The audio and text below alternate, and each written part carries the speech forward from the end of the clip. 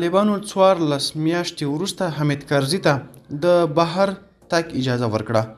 سلام ستړي مشئ، وخت مو بخیر. د افغان نیوز قدرمن لیدونکو ښه راغلاست د نن ورځې مهم خبر ته.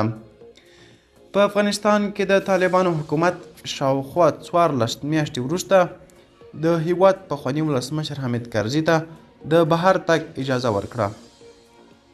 د هیواد پخوانی ولسمشر حامد کرزي نن غرمه د درملنې لپاره کابل څخه جرمني ته خوځېدلی دی.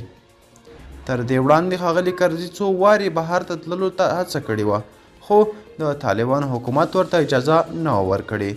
ښاغلی کرزي له عبدالله سره یو ځای د 2022 کال په مارچ میاشت کې لندن ته تللی و، چې له هغه وروسته بیا بهرنی سفر نه و کړی. د افغان نیوز قدرمن لیدونکو دا و د نن ورځې چمتو شوې ویډیو. تر بیا ښې چارې ښه وه.